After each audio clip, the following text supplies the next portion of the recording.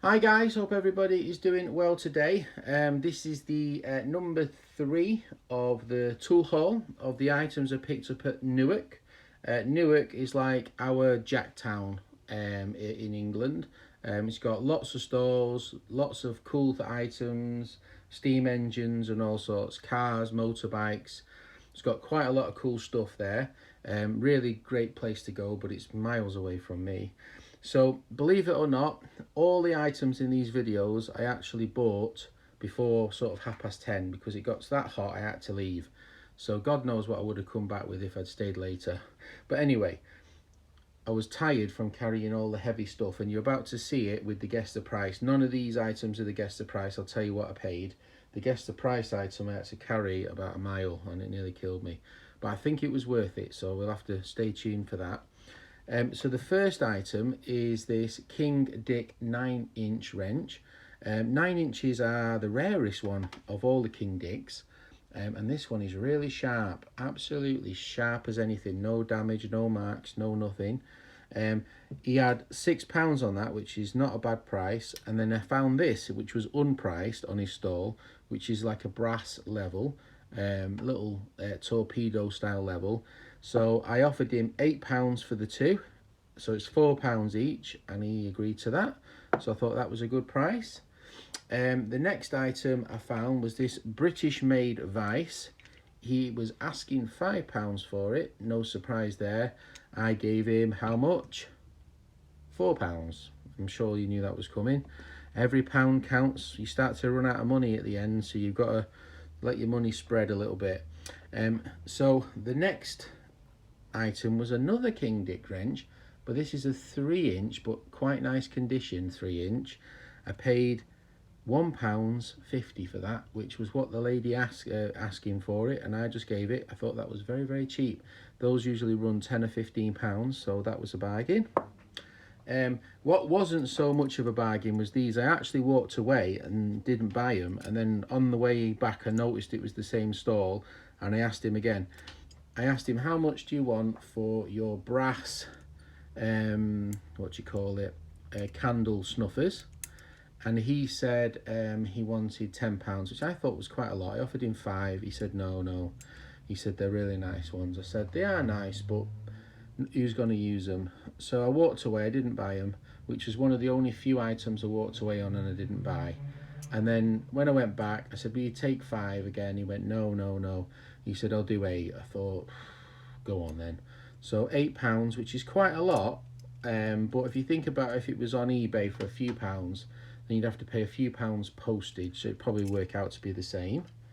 The next item is this World War II, I'm guessing, army knife.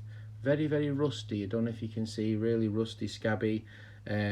The guy wanted £5 for it. I offered him 4. He said no, and I still bought it at 5 because I thought it's. I like the look of it, to be honest, with the rust, and it might be a nice project for my mate Dave down the line. So that might be a goer.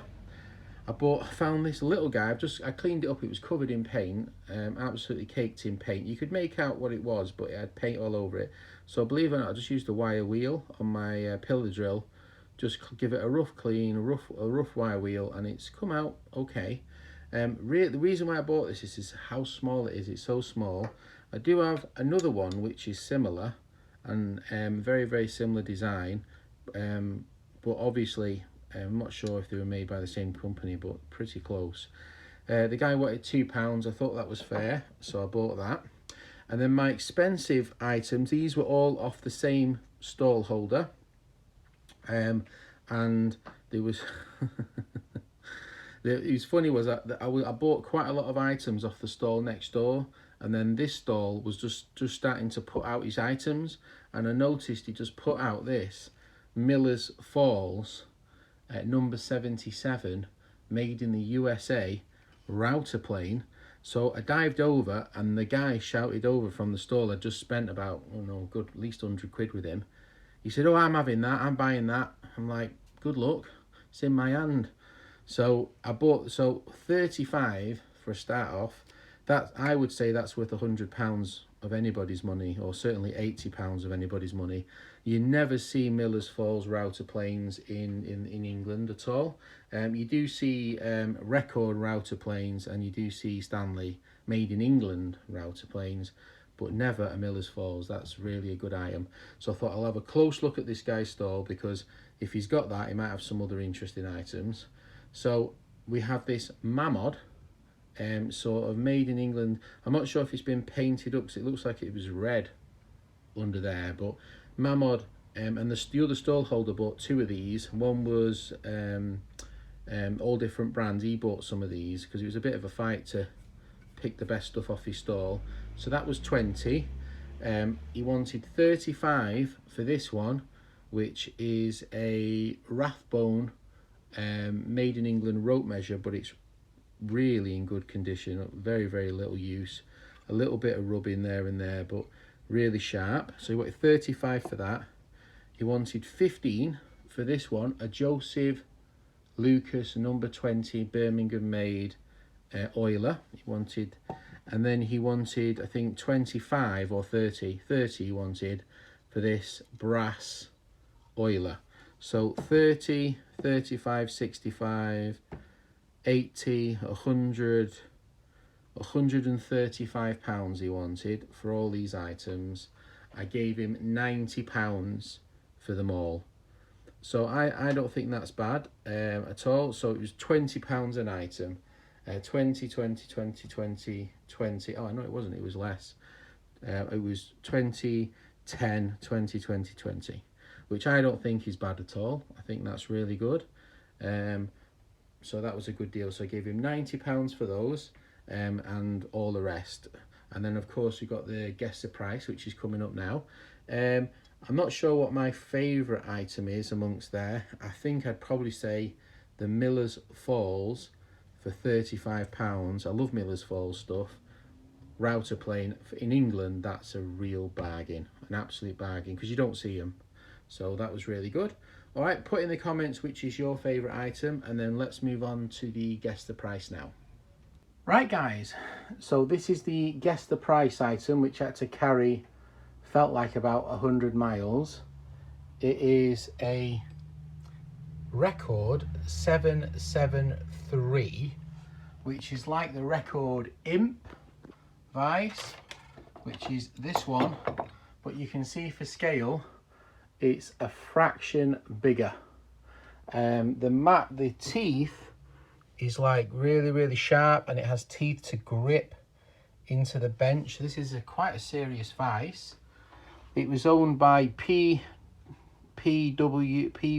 is it Webster number 12, it says on there. So maybe there was 12 of these where they were working, but it's very similar to the record Imp, but in size wise it's not even comparison. I've never seen one of these before. I know another collector who collects vices, and they've never seen one either. So kind of a rare item if you don't think so. And really heavy, probably, you know, 20 kilos, like 45, 50 pounds in weight. I mean, you can see by my hand, it's, you know, and I'm 6 foot tall. It's not small. So yeah, number 773, kind of a cool vice, would make a great restoration project. A serious piece of kit, this vice. I mean, I reckon the opening is probably 6 inches when you wind it back. Probably a 6 inch, you could put this on a 6 inch workbench. Kind of a serious piece of kit. All right, hopefully you enjoyed the video. Thanks for watching. Don't forget to guess what your favorite thing in the tool haul was, and put the price on the 773. All right, take care, have a great day, bye.